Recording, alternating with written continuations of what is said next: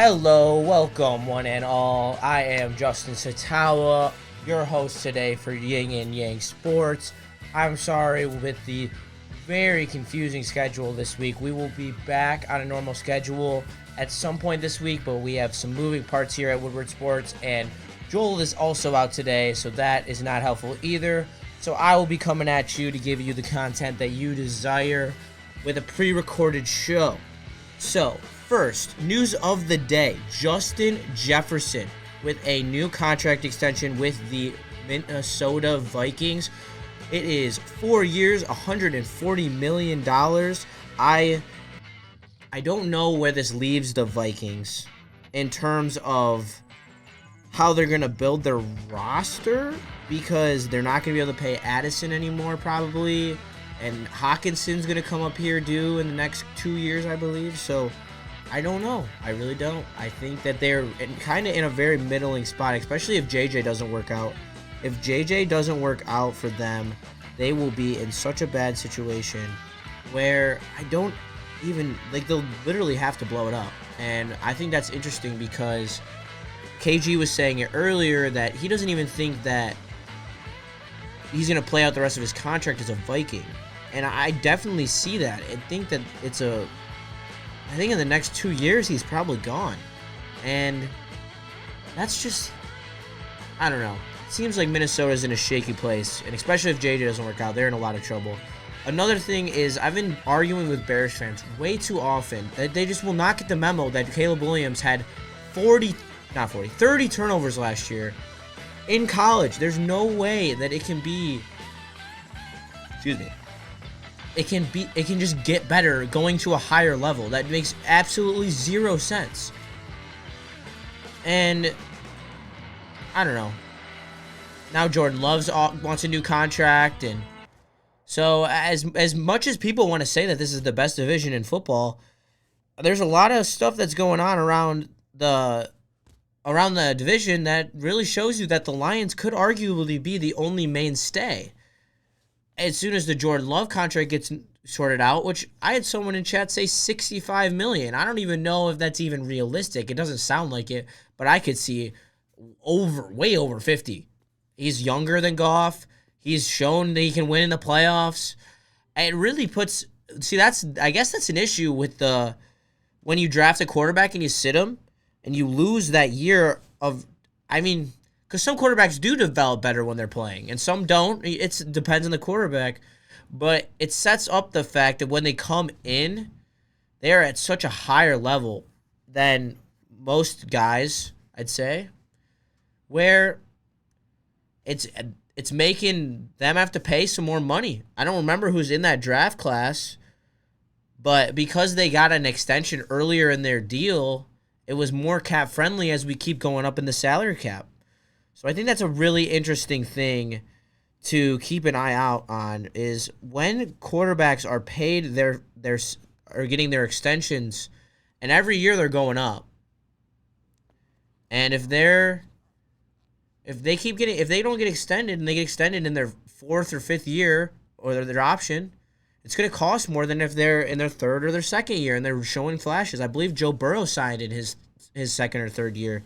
And that Joe Burrow is now dropping down the QB paid list quicker than you can even count them. I want to get the exact terms on the Justin Jefferson deal to make sure that I said that right and gave you the correct information. Yep, 4 years, $140 million, $110 million guaranteed, which is so much guaranteed money.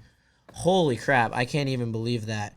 But I want to switch gears. Obviously, my Dallas Stars lost last night, which was absolutely brutal. If I could show you the messages and the tweets I received, you would be I guess you'd laugh, a lot of you, because it is pretty funny. I was laughing at myself. I texted them once, they were saying, "Oh, Canada, wow, that was electric." And there was a piece of me in the back of my mind that was like, fuck, they're so rowdy. They are so ready for this game. And I'm big into home field advantage and home ice advantage. And the home ice advantages was advantaging last night. That is for sure. And the Stars, it was honestly a complete breakdown. 0 for 14 on the power play is just a crazy number. I can't even believe that. And then when you're on the other side and McDavid and company are hitting at a 35% plus clip, because that's what it is for the playoffs right now. And I think it was higher in that Dallas series. I couldn't find the exact metric, and I looked for like 30 minutes trying to count it, and it was so hard because you have to go through every single play of the game, and I just couldn't. I didn't have enough time today. I'm sorry. I wish I did. But the real story is the fact that Edmonton is just so good on the PK, which I guess I underestimated. I didn't realize that when they went 14 for 14 against the Kings and then at 83% against Vancouver.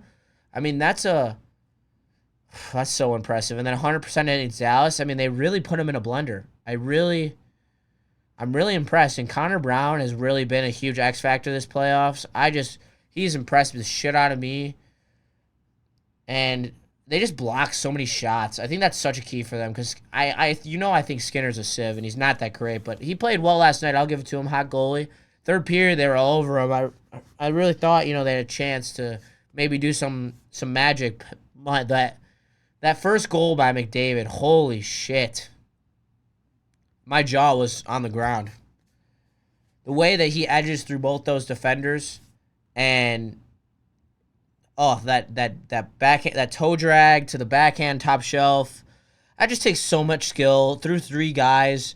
And you saw in the second goal how you have to play him. You can't just play him straight up. It's not even an option. You have to play him where it's do or die. You either take the man on the back door, which was Hyman for the first goal for the first goal, and then Hyman was in the slot for the second goal. They chose him the first time. McDavid scores, then they choose McDavid and try to double him on the puck, and he gives this right to Hyman for a goal. It's so unfortunate. And rip the Stars. I really thought the depth would get him, but they didn't play physical enough, and I firmly believe that. I think I'm leaning towards the Panthers in terms of this next series. I definitely undervalued them against Dallas, but I was also undervaluing the Panthers this whole playoff as well. I knew that they were going to be in this Eastern Conference Finals, but I thought they were going to lose to the Rangers. Bob with another playoff resurgence. He's just lights out in the playoffs. I think he's honestly the best goalie playoff performer in the NHL. He seems to just really turn on in the playoffs and really just make that huge difference for them. Where, I mean, I know he's amazing in the regular season, don't get me wrong, but something about playoff Bob that just gets you going. Gets you moving. And we'll see. I don't want to undervalue the PK metric with how good the Oilers PK is, because if they could do that to the Panthers, they could win it easily just on special teams alone. Kind of put my brain in a blender. I can't lie. So hopefully I'm gonna dive more into the game. Probably watch some more of those games back and try to get a better idea of who I think. I think game one's not for a couple days, so I got time. Well, you might see me fluctuating throughout this week before game one starts. But once game one starts, I'll be locked in. I'll be ready to go. Another thing that is very interesting is today I was told by Flannel that DJ Reader isn't a top-of-the-line acquisition. That's not his exact quote. I'm paraphrasing, but he did not value the signing remotely as much as I do. When you look at a player like DJ Reader, he is just so good at what he does. He is a run stopper, a run stuffer, and I know he has his injury history, but he is 100% a top 5 run stopper in the NFL. And because he's so big, he requires double teams, which is just going to make everyone else better. And that's what we need with this D-line. This D-line is not, 3 Pro Bowlers across the board. Okay, we're going to be by committee. We're going to do it on the aggregate. We have a guy who can pass rush. We have a guy who can run stop. It's a balanced attack, and that's how you want your football team to be. And I love the Lions. I love where we are. Like I said earlier, the division, not great. And I just really, I don't know. I guess I don't want to be delusional and just act like a Lions fan has who just loves the Lions and only says great things about the Lions because I want to be realistic. The only thing that catches me about this team is we're banking on we're not necessarily a rookie parlay, a rookie teaser, I'd say, because you kind of need Arnold or Rakestraw to contribute one or the other this rookie year, and I think that it's a rookie teaser because it's got to be one or the other, and I don't know.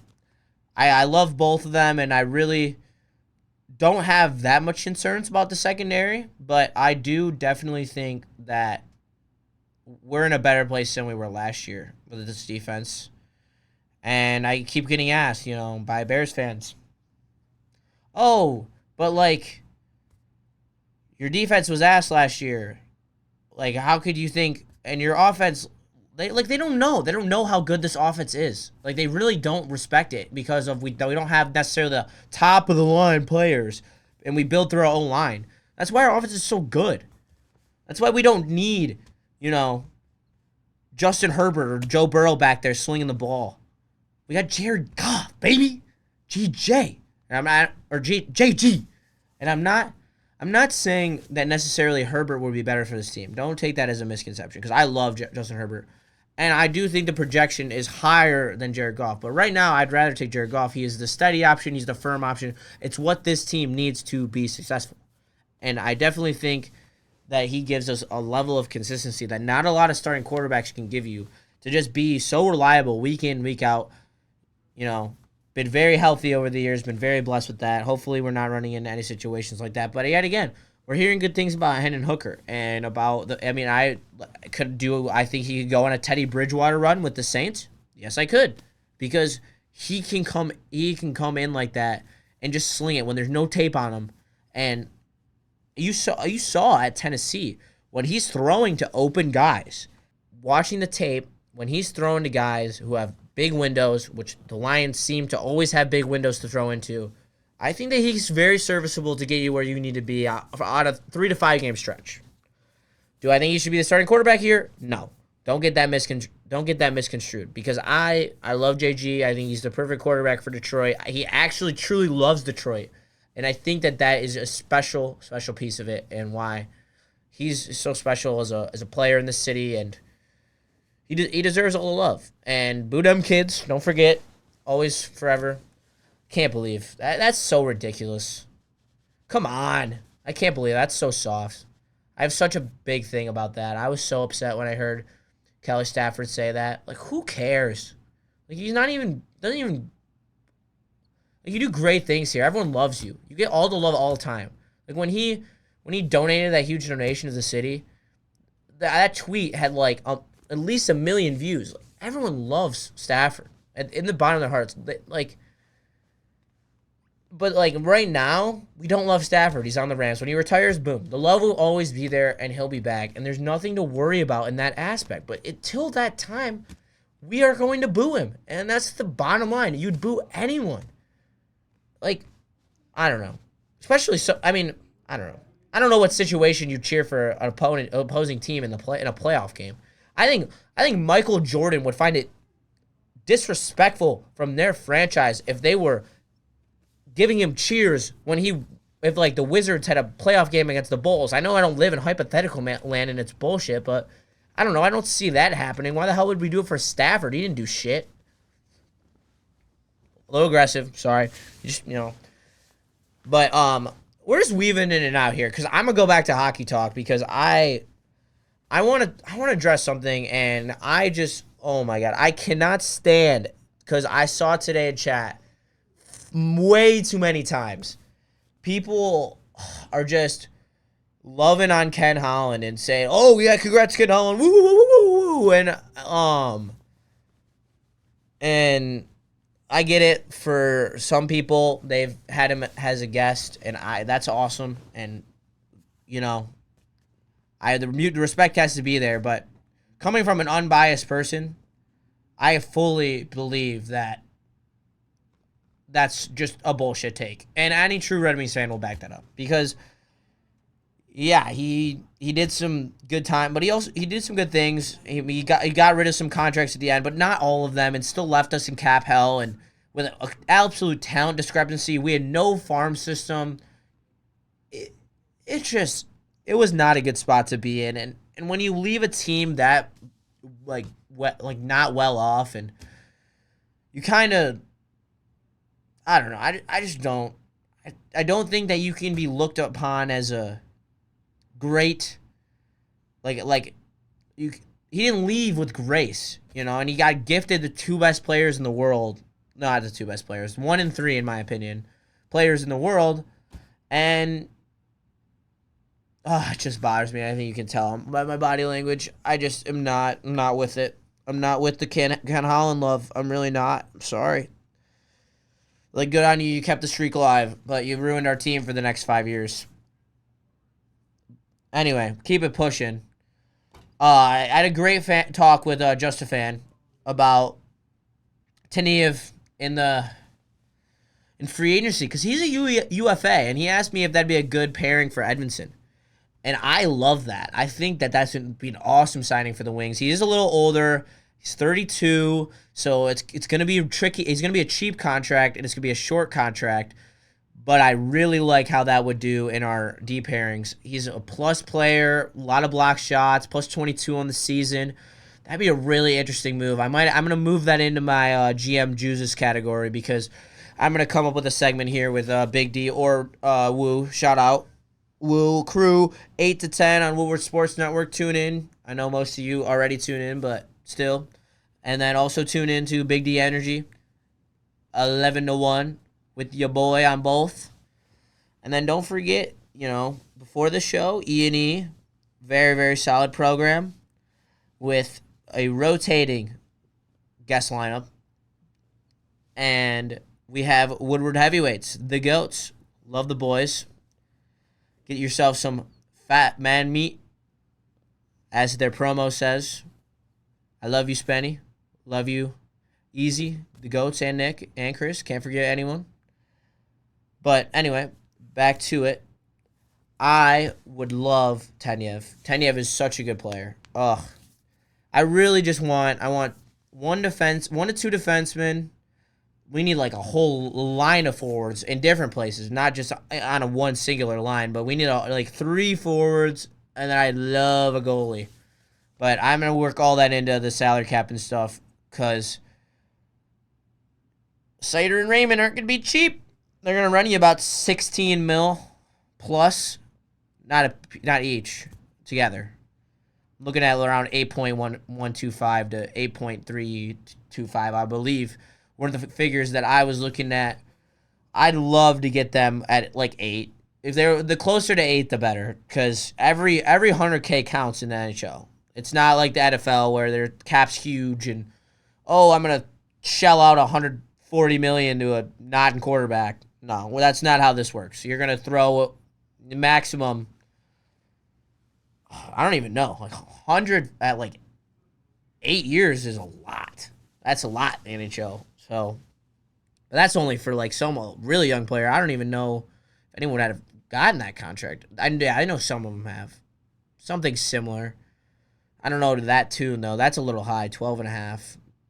Or, no, that would have been. But no, yeah, that was definitely reasonable. A little bit over $8 million a year. Forgot my point. I'm sorry. But I appreciate y'all hanging out with me solo. I know it's probably not the ideal situation. Not the ideal situation for me. I really wanted to be live today, but we have some existential things going on, so unfortunately could not do that. Have you guys ever tried, I know this is random, but have you ever tried this Faygo firework pop? It is actually so good. I'm such a fan. Someone said it tastes like a slushie that is melted. I completely disagree. It's so good. I'm a big fan. And I'm losing my train of thought all over the place. I probably should be looking at my show sheet, to be honest. I'm sorry, guys. It's a lot different doing it by myself. I'm really lonely in here, to be honest. I wish that there was some homies. James was going to sub in today, which I'm going to have to tell him after this, which sucks because James is a homie and he was going to do me a solid and help me out. But, oh, yeah, obviously, I remember what I have to talk about. Spencer Torkelson sent down to AAA, bringing up Jackson Henry Malloy. What are my thoughts about it? Well, he should have been sent down a long time ago. It's honestly ridiculous it took this long because he's been so bad. And the spurt of homers was nice. But at the end of the day, like, it was nothing. It was nothing. Nothing. Like, it was an outlier. It was an outlier. And there's no reason why it shouldn't have been earlier. You saw it with Jackson Holiday. He was struggling. I know it's a rookie. He was struggling. They sent him down immediately.